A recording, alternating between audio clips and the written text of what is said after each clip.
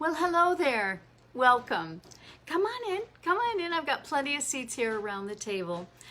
Welcome to Take a Break with Breeda. My name is Breeda Miller, and this is about 10 minutes to just join me.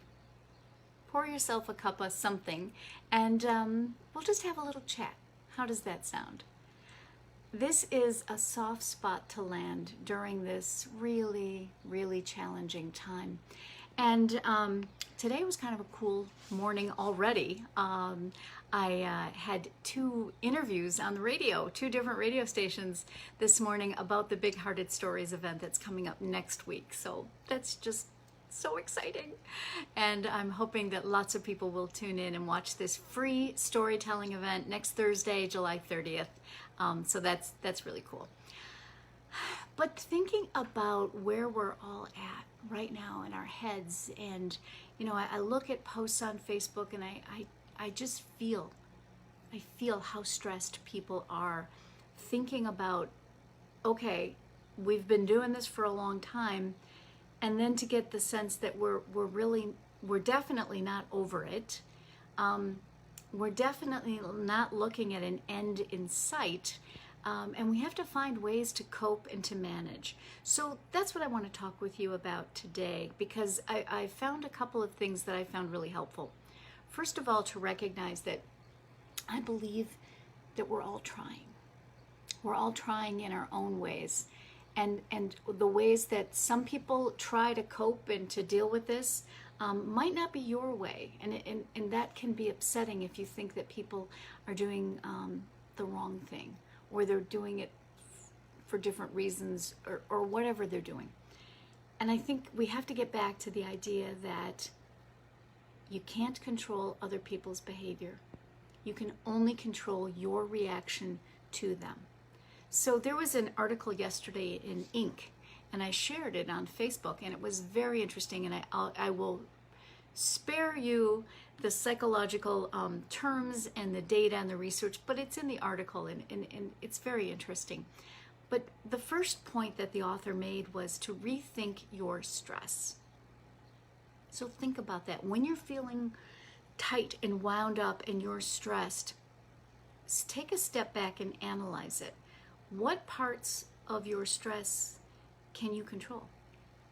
Maybe you can control the interactions you have with toxic people, either online, on the telephone, or in real life. Think about that. Maybe you can step back and say, not expect so much of yourself to say, I have to fix all this, because maybe you can't. Maybe you can't fix it, but what can you do to make it better? Every day, what is one small thing that you can control and that you can do to help yourself feel better? So the second thing that the author brought up was about music. And getting back to the storytelling event, one of our storytellers is talking about how she had a really, really difficult childhood. And her mother had a lot of issues. And music was not welcome in their home.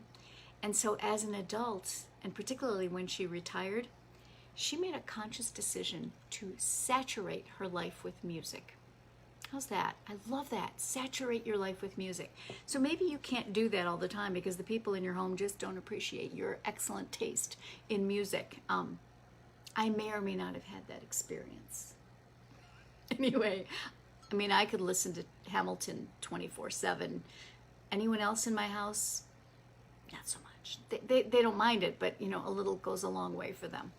So earbuds are good things. Earbuds are a great way for you to enjoy the music that you want without annoying other people or having to have a discussion about what music you're listening to. But maybe it's oldies but goodies. Maybe it's music from your high school years or middle school or junior high school, depending on your age. For me, boy, I put on James Taylor, and I put on Carly Simon and Harry Chapin and Cat Stevens and the Beatles, and I love that music, and it lifts my heart. Carole King, it's great stuff. Motown, if I want to, really get myself feeling good, that's what I'll put on. So what's music of what's the soundtrack to your life? What can you do? Then another thing that I've discovered on Spotify, so I have the free Spotify app on my phone, and there is a playlist for everything. There is a playlist called Focus.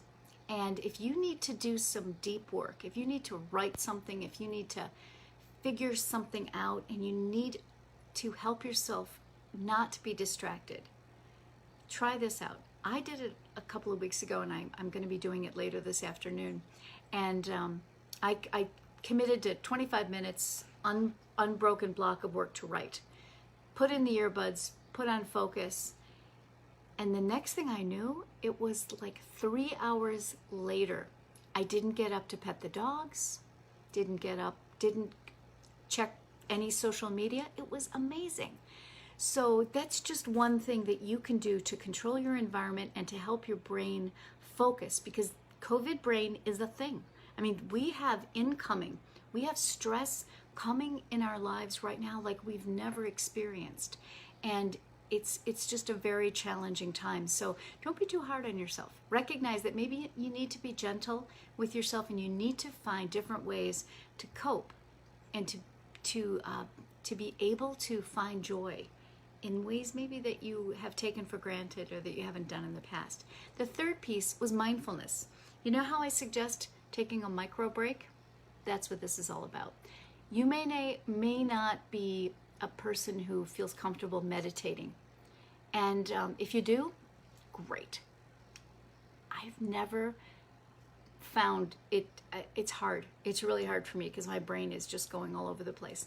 So what I do is I just get a nice cup of tea, and I find a nice spot to sit, and I just feel the shape of the mug and the warmth of it, and I sip it with intention. I don't just knock it back. And that's a form of mindfulness. Maybe going outside for a walk, not listening to music or podcasts or anything, and just really looking at the road, the rocks in the road, the trees all around you. A very trendy thing is called forest bathing, which is basically going out into nature, into the woods, and immersing yourself, fully clothed, I'm hoping, in the environment. And thinking about it and being fully present. So those are three things. Rethink your stress. Bring music into your life, whether it's to help you concentrate or to energize you or to give you a sense of peace, because it takes you back to an era or a time that you felt very peaceful with. And the third thing is mindfulness. Find ways to separate yourself from the noise. Separate yourself from the noise of the news and social media and